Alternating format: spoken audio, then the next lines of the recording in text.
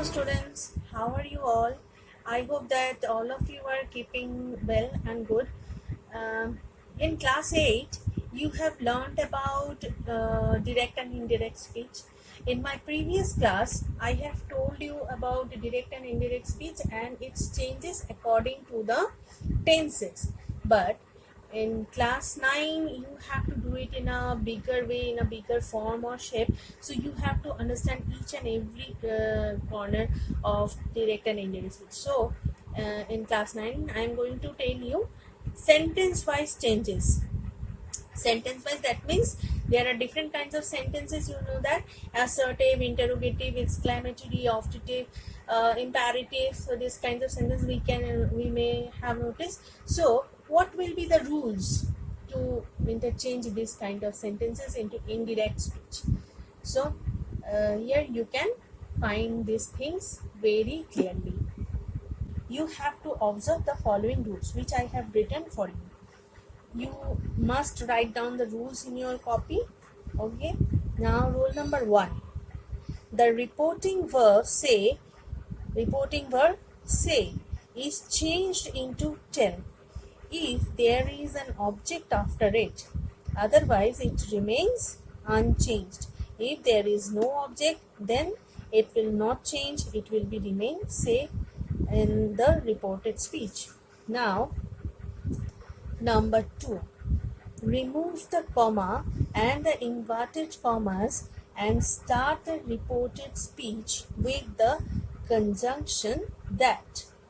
Okay, you know these things that you have to remove comma and inverted commas, but in different kinds of sentences you have to follow different kind of rules, but you must write down the rules first. Now number 3: nouns or pronouns in the vocative case, vocative, that is in the inverted commas, in the vocative case, are treated as objects of their verbs. Changes of tenses, pronouns and the words showing nearness are carried out. Okay, so follow these rules in changing assertive sentences into direct to indirect speech. Now example: the teacher said, Suresh, you are a lazy boy. So this is an assertive sentence. There is a statement about Suresh. So the teacher said, it will be the teacher told Suresh that he was a lazy boy. You are, it was simple indefinite and it was in past tense. That is why it became past tense. Now we are going to conversion of interrogative sentences. So there are two kinds of interrogative sentences. One is beginning with auxiliary verbs and the second with words like WH words. Okay, so first of all, auxiliary verbs. What kind of rule should be followed in auxiliary verbs? So rules. Rule number 1: the reporting verb say is changed into ask or inquire, etc. if there is an object after the reporting verb. If there is no object, it will be remain same. But if there is an object, you have to make it ask or inquire. It will be asked or inquired too. It can be if it is in said. So remove the comma and the inverted commas and start the reported speech with the conjunction if or whether. So in interrogative sentence, you should notice that it will start with if or whether. Change the reported speech into assertive form. You have to make it assertive. No more question will be there. No more question mark will be there. Nouns or pronouns in the vocative case are treated as objects of their verbs. So let's go to the example. Let's see. See the examples. The visitor said to me is. Look here. It starts with auxiliary verb is. Is your father at home? Question mark, inverted comma, close. The visitor asked me if my father was at home. So there is no more question mark here. It ends with full stop. So the visitor asked. Here we make the sense of question. Asked me if my father was at hope. Now, in the second kind of interrogative sentences, that is beginning with interrogative words. Interrogative words. Rules. Number 1, the reporting verb say is changed into ask or inquire, that we have earlier learned in our rule number 1 in the case of auxiliary verb, etc. If there is an object after the reporting verb. Number 2, remove the comma and the inverted comma, as we have learned earlier. Remove the comma and the inverted comma and start a reported speech with the interrogative word itself. Interrogative word itself. Interrogative word, that means which we have which word had started the question. Number 3, change the reported speech into assertive form. It will no more be a question form. Example, the teacher said to Gopal, "Why are you late?" Why? Look here, it's interrogative word. Why are you late? Or we can call it WH word. Why are you late? So the teacher asked Gopal why he was late. The said became asked Gopal why he, here was are, but it will be was because it is in past tense, and we convert it into past tense. Why he was late. Now let's have a look at the imperative sentences. Rule number 1, the reporting verb say, etc. is changed into order, request, warn, advise, or propose. We know imperative sentences, that the sentences which declare some sense about order, request, warning, or advice, or proposal. So the say should be in order, request, warn, advise, or propose. Number 2, the commas and the reported speech is put in the infinitive. Nouns and pronouns in the vocative case are treated as objects of their verbs. Changes of pronouns, tenses, and the words showing nearness are carried out. So let's have a look of the example. Number 1, the servant said to his master, "Pardon me, sir." So he is begging forgiveness. The servant said to his master, "Pardon me, sir." The servant requested his master. He is requesting here. The sense of this sentence is request here. So the servant requested his master to pardon him. So we make it infinitive by applying to pardon him. Number 2, the queen said to the maid, "Make my bed." So what is the sense of this sentence? The sense of this sentence is in order. So the answer is, the queen ordered the maid to make her bed. The queen ordered the maid to make her bed. Okay, so look here, we make it infinitive also by using to make. That is why the word will not change. Now optative sentences. Change the reporting verb say into wish or pray or curse, etc. Okay.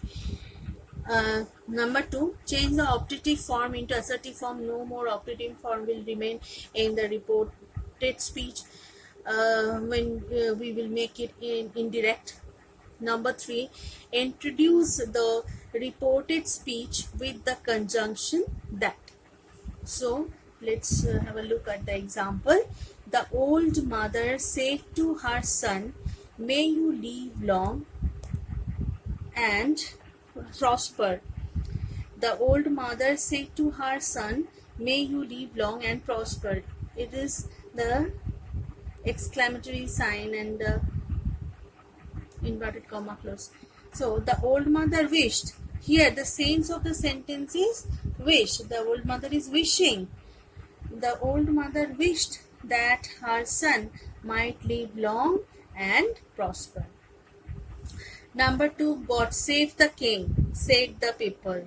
So the people is praying something for the king to the God. The people prayed that God might save the king. So we can do it directly. The people said, or the people prayed that God might save the king. So the thing which is very much important for us, that we have to understand the sense of the sentence. What the sense here the question is applying. You have to understand the sense, and then you have to write it in the place of said or that before it, before that. Okay, in the place of said we are applying that, and before that we have to write down the sense of the sentence, right? Now exclamatory sentences. So in exclamatory sentences we have to follow some rules also. So write down the rules here. Change the reporting verb say into exclaim or regret or scold or applaud or confess, etc. That means exclamations may sense in these kind of things. So we exclaim in these cases. We exclaim with joy. We exclaim in regret. We exclaim when we scold someone. We exclaim our wonder when we applaud someone. He or she is performing something that is superb in its excellence, superb in its form, and it's very much excellent. So it may be applaud, it may be confess also. We exclaim in wonder when we confess something to someone. So the words should be like this: exclaim, regret, scold, applaud, confess, etc. according to the feeling.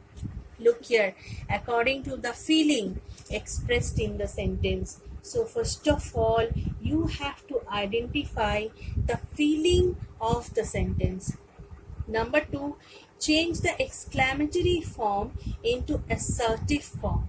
You have to omit the exclamatory form, but we have to make the indirect sentence exclamatory by using such words which we have learned earlier in the early point, that we can apply the words like exclaim, regret, scold, applaud, confess, etc. Okay, so we have to write it in assertive form. Now number 3, omit all interjections. That's like wow, alas, fine, like this, hurrah. We have to omit all this kind of interjections. Omit all interjections and use the conjunctions that to introduce the reported speech.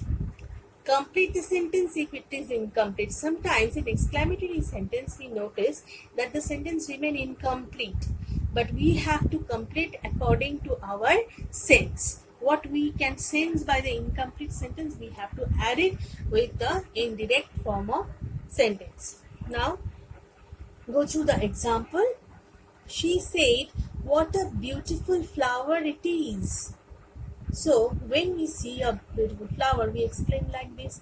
She said, "What a beautiful flower it is!" Exclamatory sign and inverted comma close. She exclaimed in wonder that the flower was beautiful. She exclaimed in wonder. This makes the sense. Okay, that the flower was beautiful. Okay, here are the some forms. So here are the forms of sentences and how you can convert those sentences I told you. Okay, now I will give you some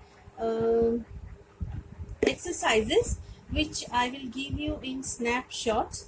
You just write down the questions in your copy and then try to answer the questions yourself. Okay, now one thing I want to add with this, that there are some typical sentences, some other kinds of sentences which we can face when we convert the direct sentence into indirect one. So what are those kind of sentences? The sentences like the pupil said to the teacher, "May I come in?" So is "May I come in, sir?"